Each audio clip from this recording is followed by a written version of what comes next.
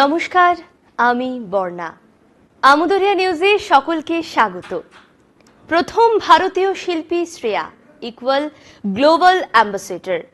একটা দারুণ খবর, ভীষণ একটা গর্বের খবর।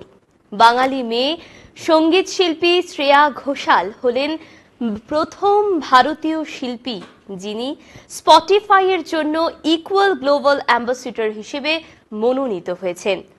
শ্রেয়া ঘোষাল ভারতের অন্যতম জনপ্রিয় গায়িকা। তাকে প্রথম ডায়নামিক্সের রানী হিসেবে উল্লেখ করা হয়। জাতীয় পুরস্কার বিজয়ী গায়িকা শ্রেয়া ঘোষাল হলেন প্রথম ভারতীয় শিল্পী যিনি অডিও স্ট্রিমিং পোর্টাল স্পটিফাইয়ের ইকুয়াল গ্লোবাল অ্যাম্বাসেডর হিসেবে মনোনীত হয়েছেন। শ্রেয়া ইনস্টাগ্রামে টাইমস স্কোয়ারে কয়েকটি ছবি শেয়ার করেছেন। তিনি এটির ক্যাপশন লিখেছেন, ঘোষণা করতে পেরে রোমাঞ্চিত যে শ্রেয়া ইনস্টাগ্রামে টাইমস স্কোয়ার থেকে কয়েকটি ছবি শেয়ার করেছেন এবং তিনি লিখেছেন, ঘোষণা করতে পেরে রোমাঞ্চিত যে আপনার এসজি হলেন প্রথম ভারতীয় শিল্পী যিনি স্পটিফাইয়ের ইকুয়াল গ্লোবাল অ্যাম্বাসেডর হয়েছেন। শ্রেয়া ভারতের অন্যতম গায়িকা। তিনি 4 বছর বয়স থেকে গান শেখা শুরু করেন।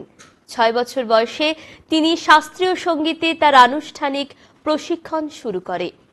16 বছর বয়সে তিনি টেলিভিশনের গান গাওয়ার রিয়েলিটি শো সারেগামা পা জয়ী হওয়ার পরে চলচ্চিত্র নির্মাতা সঞ্জয় লীলা বনশালীর দেবদাস চলচ্চিত্রে কাজের জন্য জাতীয় পুরস্কার জিতেছিলেন।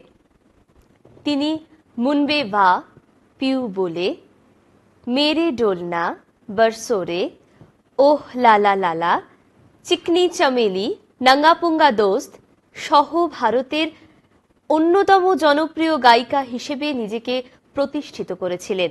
পুক্কালে সত্তরু, ওয়াই ভেদুঙ্গাল, দিওয়ানি মস্তানি এবং পরম সুন্দরী, ধীরে জলনা, ইয়ে ইশক হায়, ফেরারি মন ইত্যাদি। তিনি ভারতের শীর্ষ 100 সেলিব্রিটিদের ফোর্বসের তালিকায় 5 বার স্থান পেয়েছেন।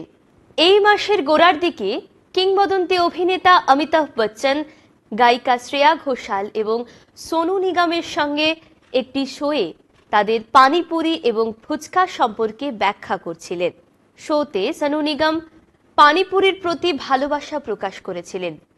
পানিপুরি তো মেরা হ্যাপি ফুড হ্যায়।